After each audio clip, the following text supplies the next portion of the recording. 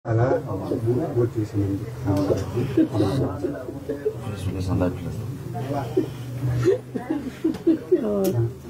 जति पढे पनि त्यही त हो नि काम पाउन गाह्रो छ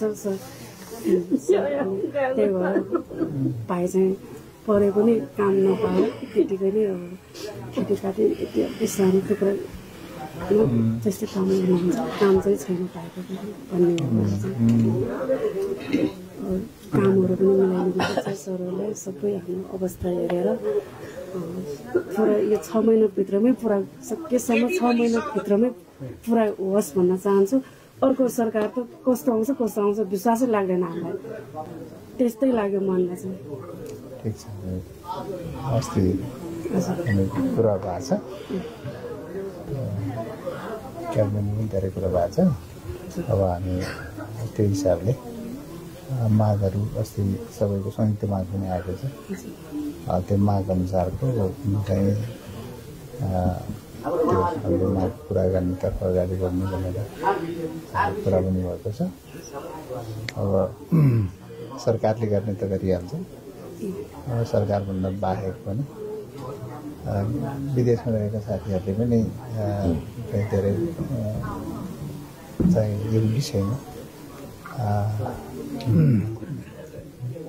केही सहयोग गर्नलाई काम गरिराख्नु भएको छ। मसँग सम्पर्कमै हुनुहुन्छ र उहाँहरूबाट पनि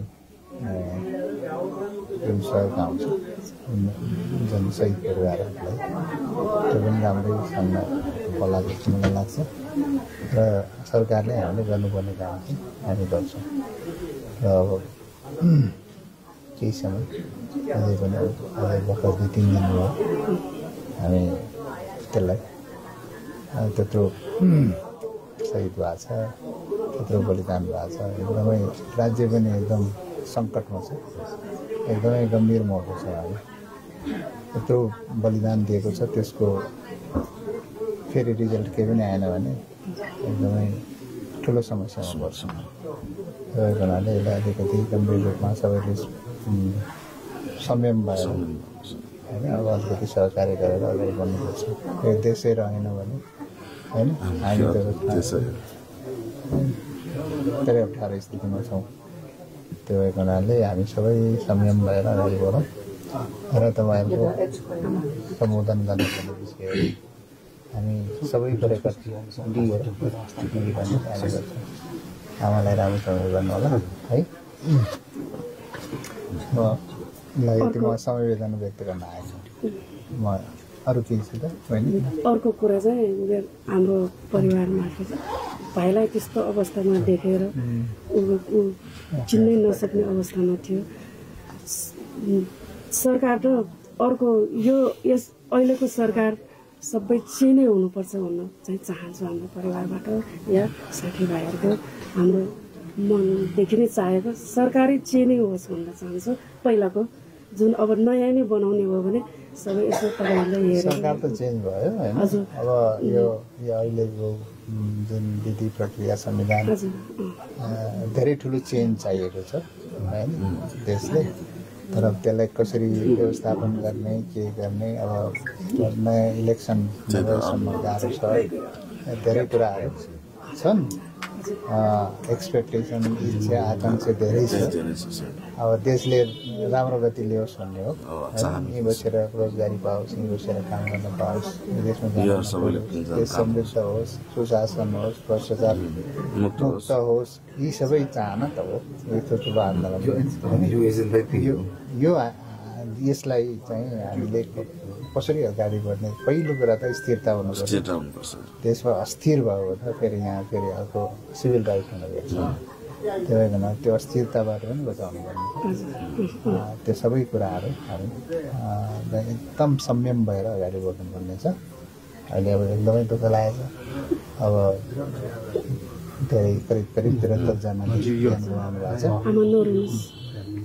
अस्ति म यहाँ घरमा आएको थिएँ अनि त्यसपछि आमाको यो घरको अवस्था देखेर मलाई आँसु नै आएको थियो। मैले उहाँको क्युआर मागेर हिजो साढे अस्तिदेखि क्युआर राखिदिएको थिएँ।